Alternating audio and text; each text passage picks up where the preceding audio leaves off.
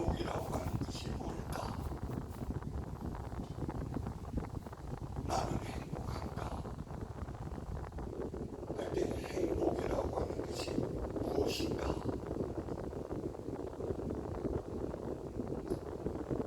좋은 감정으로 만족, 기쁨, 즐거움을 느끼는 상태를 말하는 것이 행복입니다. 복자만 들어가면 다 좋아요. 만복, 축복, 천복. 근데 행복, 이것은 만족을 느끼는 상태입니다. 외부적인 조건이 아닙니다. 마음에 달린 것입니다. 무엇, 어떤 소유에 좌우되는 것이 아닙니다. 어떻게 소유와 상관없이 어떻게에 관한 문제가 행복이라고 하는 것입니다. 행복은 성적순이 아니다. 경상북도 어떤 학교에서 전교 1등을 한 학생이 자살을 했어요. 세상에 전교 1등을 했는데 왜 자살을 했나? 그 엄마가 그 딸을 자꾸 다그치고 1등 해야지, 1등 해야지. 1등을 향해서. 그래서 전교 1등 있으면은 그만하면 만족해야 될 텐데 그러지 않아. 이 엄마는 야, 전국에 학교가 몇 개인 줄 알아? 그 중에서 너는 경상도에 있는 이 학교 하나에다 1등을 한 거야. 전교 1등이 아니라 전국 1등이라면 몰라도 전교 1등 갖고 만족을 해? 더 열심히 해. 얘가 기가 죽었어. 유서에다 써놓기를 행복은 성적순이 아닌데 1등을 해서 어떡하라고? 뭘 하라고? 행복해야지. 행복을 위해서는 지금을 중요하게 생각을 해야 하는 것입니다.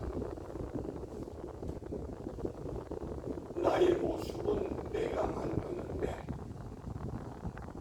내 모습이 어떤 것 같습니까? 여러분들의 모습이 오른쪽에 있는 모습입니까? 왼쪽에 있는 모습입니까? 똑같아요. 근데 눈을 보세요. 눈이 모양이 조금 다르죠. 특히나 입의 모습을 보면 입의 모습이 다르고 눈을 크게 뜬다. 좋죠. 그 눈을 웃으면서 뜬다. 다르지. 행복에 대한 이미지를 검색을 해봤더니만은 이렇게 나와요. 내가 느끼기에는 입이 중요하구나, 말이 중요하구나, 고맙고 감사하고 좋다고 하하하 하게 되면 행복한 것이고 두들거리고 이 모양이나 뭐 덥다 춥다 아이고 뭐 자꾸 불평을 하면 입이 나오게 되면 행복하는 거리가 멀어지는 거예요. 내 행복 누가 만드나? 내 행복은 내가 만드는 것입니다.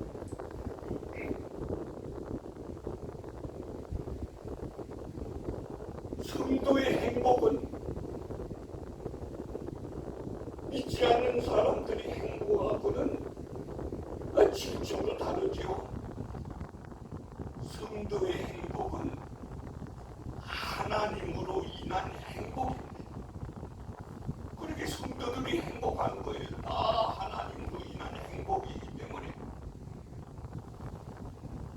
하나님을 믿는 성도는 행복자입니다.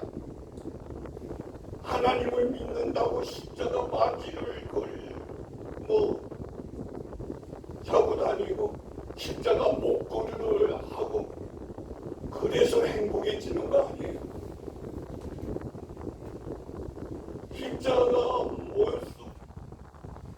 모습으로 살아야 할 텐데 그렇지 않고 모양만 그걸 낸다고 하는 것은 그건 하나의 장식에 불과한 것입니다. 인생의 불행은 그 원인이 죄에 있습니다. 운전을 하다 보면 불법 운전을 하는 때도 있고 불법 운전을 하는 때도 있는데 불법 운전을 하나 불법 운전을 하나 다 비슷합니다. 그런데 앞에 경찰관이 있다 그러면은 그 불법 운전하는 사람 마음 아무렇지도 않은 경찰관이 있든 앞에 무슨 장관이 있든 심지어 대통령이지도 아무렇지도 않아. 근데 불법 운전을 하다가 앞에 경찰관이 좀 어이구 이거 걸린 거 아니야? 이거 발각된 거 아니야? 다른 사람은 몰라요. 자기는 알아요. 마음이 들끓하고 불안해지는 거예요. 그 자기가 느끼는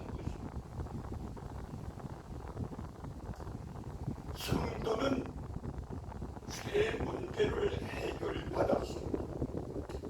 믿음으로 해결받은 것이죠. 우리는 이것을 은혜라고 말합니다. 하나님의 인도하심 지금도 있고 앞으로 천국에 갈 소망도 있습니다. 성경 요한복음 1장 12절에 보면은 영접하는 자 곧 그 이름을 믿는 자들에게는 하나님의 자녀가 되는 권세를 주셨으니 하나님과의 관계입니다. 성도의 행복은 세상에서 어떤 물질, 위치, 재물, 명예 이런 것으로 인한 행복보다 차원이 다른 하나님으로 인한 행복이다. 이 완전히 다른 차원의 행복입니다. 하나님의 은혜에 감사하는 성도는 행복자입니다. 다같이 하나님을 믿는다고 하면서도 감사가 없으면 행복하지가 않습니다. 이스라엘 자손의 행복은 하나님께로부터 비롯된 것입니다. 출애굽 어떻게 그 송사리하는 백성들이 출애굽을 합니까? 하나님이 간섭해서 출애굽을 하게 된 것이죠. 하나님이 애굽에는 재앙을 10가지나 내리면서 기적을 베푸면서 출애굽시켰어요. 그 홍해를 갈릴 때도 건널 때도 이 놀라운 기적 아닙니까? 사람은 아무도 그렇게 할 수가 없어요. 역시나 송사리하던 이스라엘 백성들이 무슨 힘이 있다고 그런 일을 합니까? 하나님이 하신 거예요. 광야 생활 40년을 하게 됐는데 40년의 광야 생활 속에 고난도 있었고 행복도 있었습니다. 자기들 마음대로 하려고 할 때는 고난이 있었어요. 근데 기적이 없었는가? 기적은 항상 있었어요. 불기둥과 구름기둥은 출애굽할 때부터 있었어요. 광야 40년간 생활하는 동안에 불기둥과 기둥, 구름 기둥이 항상 인도하고 눈에 보이는 모세가 인도하고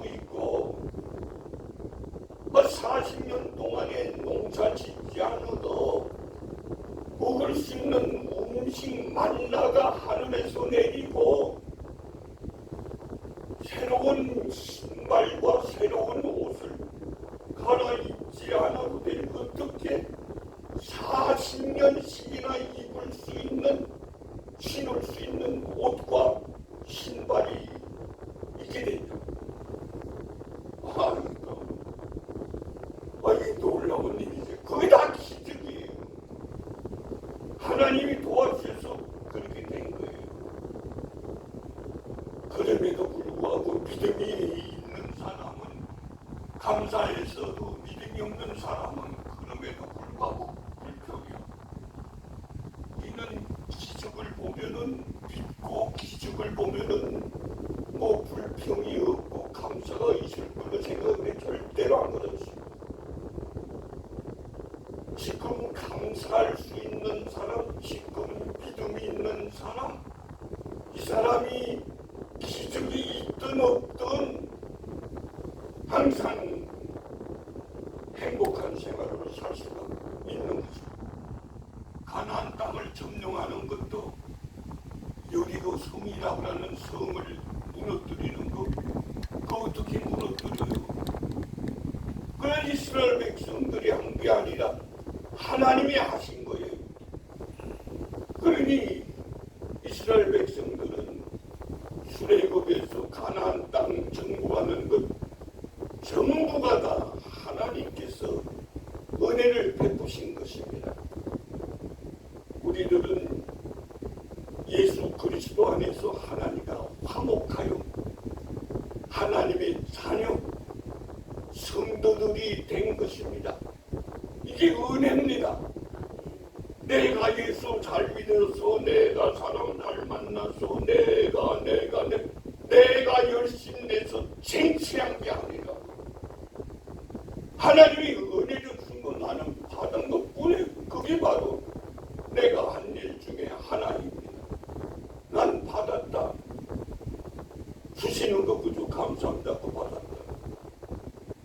안 받는 사람은 행복할 수가 없는 것이죠.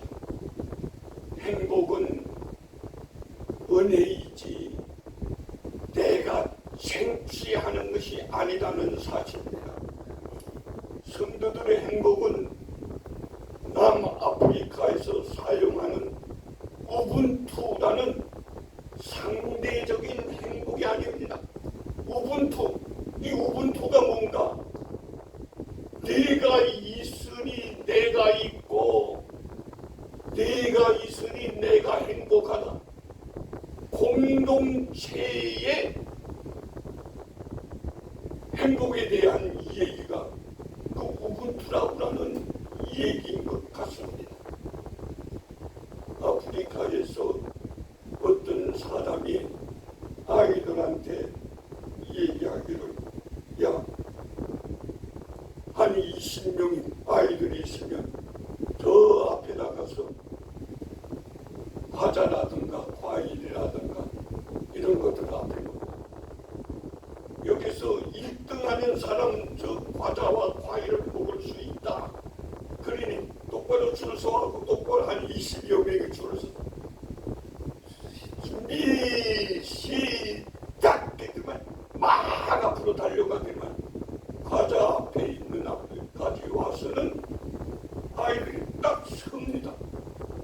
그러면 막 달려온 아이들이 우리 같으면 얼른 가서 1등이 그 붙잡을 텐데 그렇게 하지 않고 딱 서니까 다른 애들도 딱 서는데 그 옆에 다 섭니다.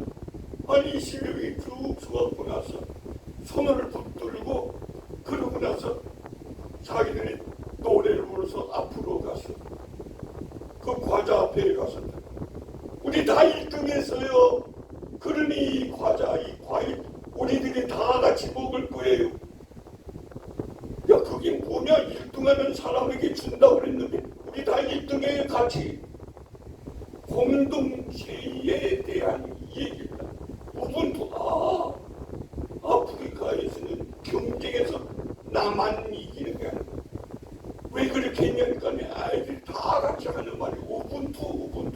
그 우분투가 뭔가 말을 연구해봤지만 내가 혼자 맛있는 거 먹으면 그 못 먹는 쟤네들은 부러워할 텐데 안타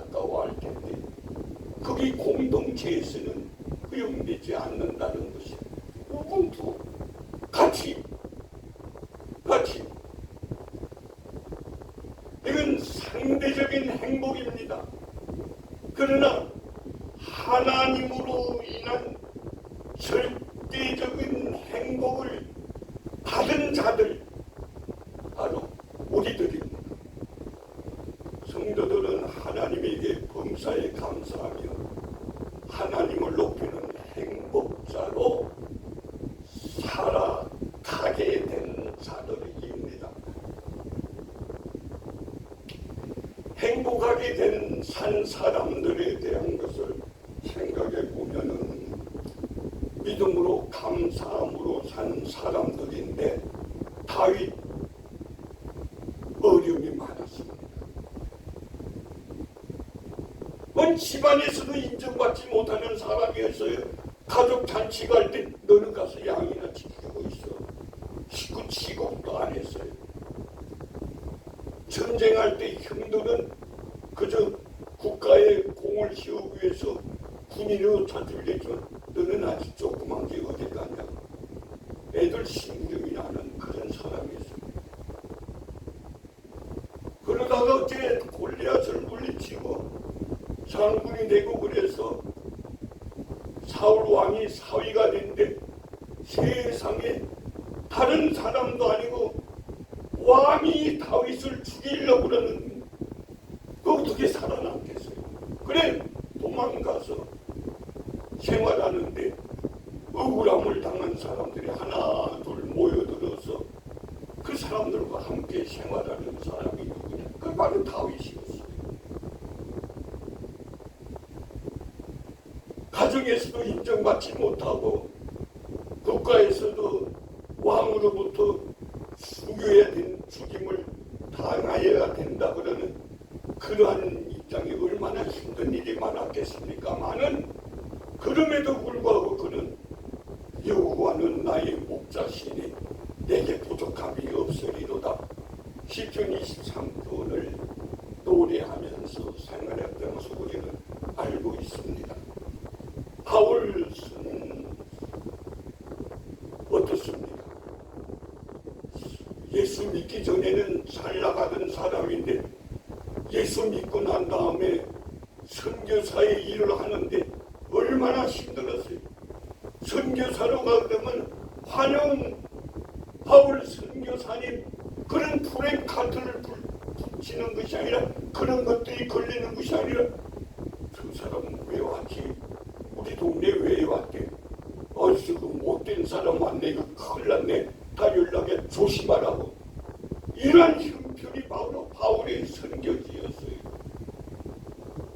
가는 곳마다 환영 바울 선교사님이 아니라 가는 곳마다 너 여기 왜 왔어? 너 무슨 말 하려고 왔어? 빨리 가. 안 가. 이것이 그러면서 사람들이 동원돼 갖고 나서 막 고통을 주고 그래서 감옥 생활을 하는 그런 사람이 바로 바울이었어요. 그러나 고난 중에 감옥 생활 중에서도 감사하는 생활을 살았습니다. 하나님 왜 이랬습니까? 왜 나를 이렇게 합니까? 거기 없어요. 하나님 감사합니다. 아이 세상에 우리 같으면 그렇게 하겠습니까? 그런데 바울은 그렇게 감사하며 살았기 때문에 행복하게 사는 것이에요. 김익두 목사님에 대한 얘기가 있습니다. 그 사람이 상점을 잘 운영해 하니까 한양에 있는 어느 약방에서 우리 상점에 와서 일을 하게 되면은 그 당시에 월급 150원을 주겠소라고 이렇게 통보를 해서 그 통보를 받았는데 어느 교회에서 김익두를 우리 교회 목사님으로 모실 테니 우리 교회에 오십시오. 우리 교회에서는 오시면은 매월 30원을 드리도록 하겠습니다. 하는 통지를 받았죠. 150원을 받을 것인가 30원을 받을 것인가. 다 종의 생활인데 150원을 받는 것은 사람의 종이요 30원을 받는 것은 하나님의 종이 되는데 이왕 종살이 할 것 같으면 하나님의 종살이 해야지 하고 150원을 공개하는 그리고 30원을 받고 교회에 가서 목회를 하게 됩니다. 나 같으면 어떻게 할까? 아니 한 배, 두 배도 아니고 5배나 차이가 나는데 어떻게 그걸 버리고 이걸 가겠냐? 근데 김육도 목사님은 그렇게 하는 거예요. 행복은 나의 노력, 물질로 생취하는 것이 아니라 하나님의 은혜로 주님과 동행 감사할 때 얻어지는 것이고 쟁취가 아니고 얻어지는 거예요. 받아지는 거예요. 우리들도 믿음으로 감사함으로 살아 행복을 누리며 살기를 원하시면 아멘 합시다. 기도드리겠습니다. 하나님, 우리를 사랑해 주셔서 하나님의 자녀로 삼아주신 이 놀라운 은혜, 우리는 하나님으로 인하여서 하나님을 바라보면서 하나님이